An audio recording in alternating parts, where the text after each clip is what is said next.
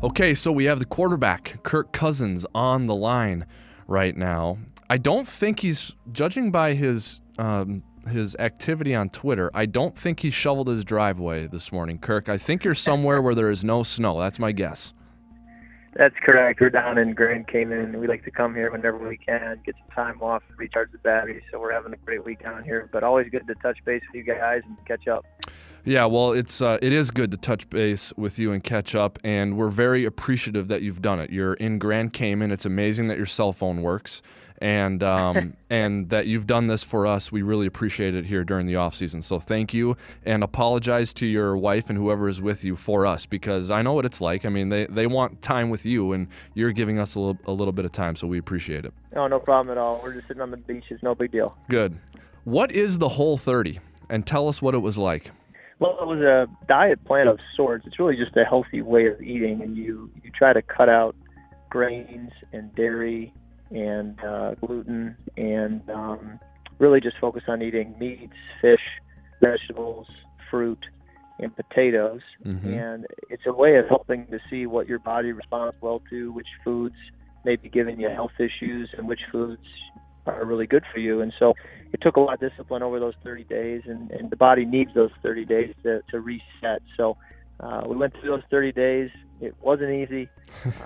And now that it's over, we are going to go back to enjoying the traditional foods, but probably gradually rather than just dive back in and have a milkshake and candy. We'll have to definitely do it gradually. That's awesome. Okay, so I would imagine you tried to live a little bit in Atlanta during Super Bowl week, so I'm sure there were some Whole30 related challenges while you're attending Super Bowl events. Yeah, we were busy. We had a fun Super Bowl week, a lot of great events. Enjoyed seeing teammates and catching up with people around the league that you don't see very often. And it was a positive week. Certainly would have loved to have been there playing, and it was a little frustrating to know that we didn't go that far, but had a good week.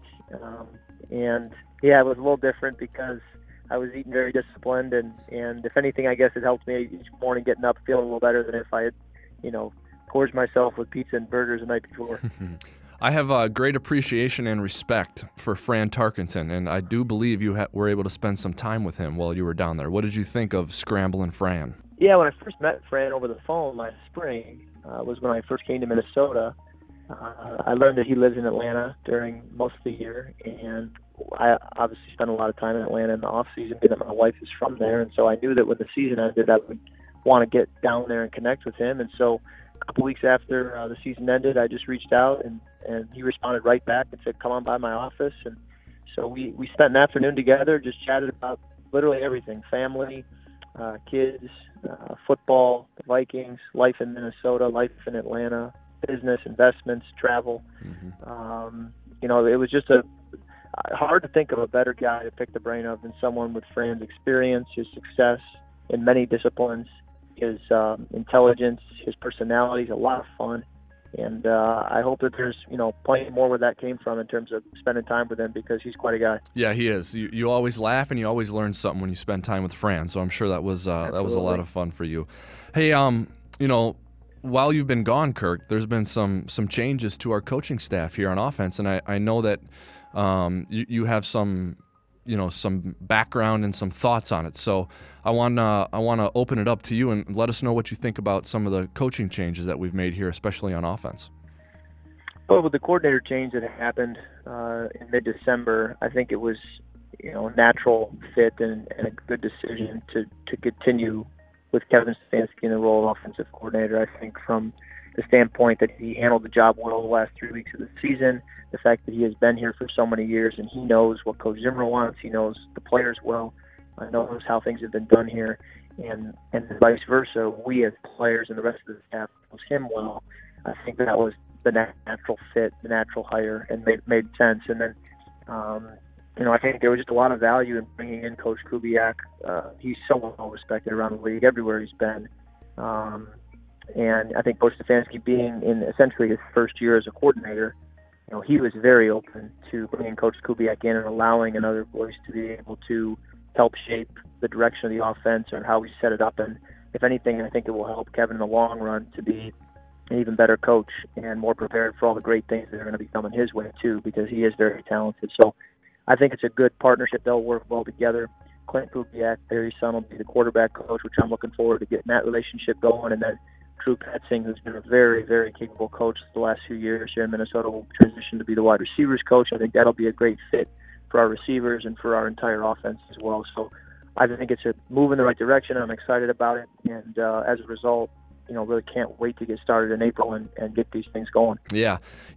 You say getting started in April again, and I just can't help but think a year under your belt now with the team. I know that you're someone who values continuity and establishing and being in an offensive system. And you're not going to have that to the level that you want when you're in your first year somewhere. Now you're not. You're in your second year. So I'm guessing that you're really going to value having a year under your belt, and now you can hit the ground running in year 2, right?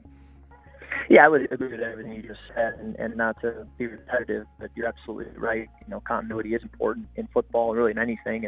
And the Vikings last year gave me a license to lead from the very beginning. Teammates, coaches, the organization. I felt very comfortable stepping out and leading, but at the same time, you do need to be patient. You need to let it happen. You can't just walk in day one and act like you've been there for 10 years. You have to earn that, and that takes time. And I do believe that coming into year 2, it will have a little bit different dynamic when I know my teammates better. I have built a rapport and a relationship and shared experiences, but the same is true of them to me. They know me, and they know where I'm coming from, and they've had experiences with me. So I think there's a benefit to both sides, and that's got to serve us well going into 2019, and it should allow us to hit the ground running, which is also part of the reason I think you want Coach Stefanski leading the charges, so that we're not starting over again with someone new and starting from ground zero, but we're able to really hit the ground running from what we've built up here now for a little while. Yeah. Last football question. What's your top source of optimism for our team in 2019?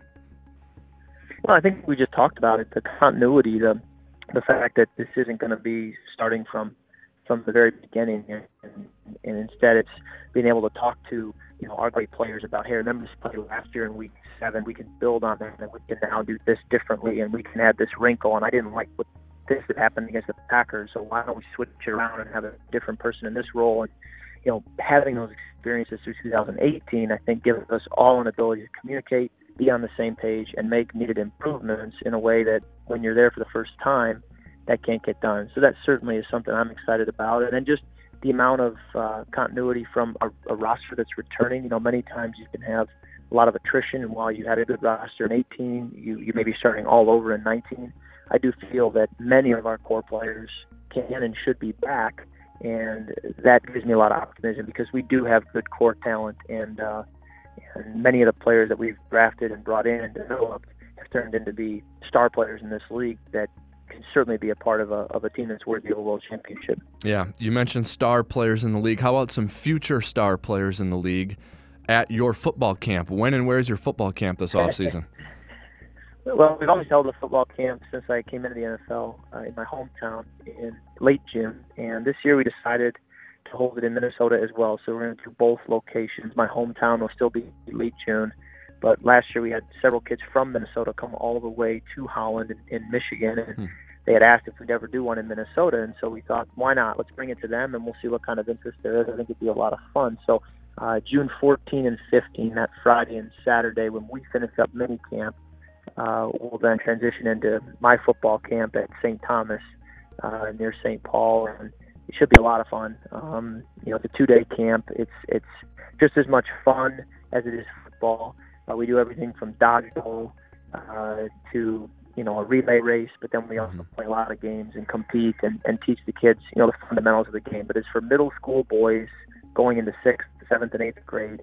It'll just be 2 days, and we look forward to getting to know them and having a great time. So hopefully we can get a few more Vikings players out to the camp as well. But either way, we'll have a great time. That's awesome. Good stuff. And we'll be there with you, Kirk, to cover it and let Vikings fans know what's going on. Great. So, yeah, that'll be great. Awesome. Coach Zimmer, one of his sayings, to motivate the team in the last couple of years was be the first. And you and I just did that. This was the first VEN interview with someone from Grand Cayman.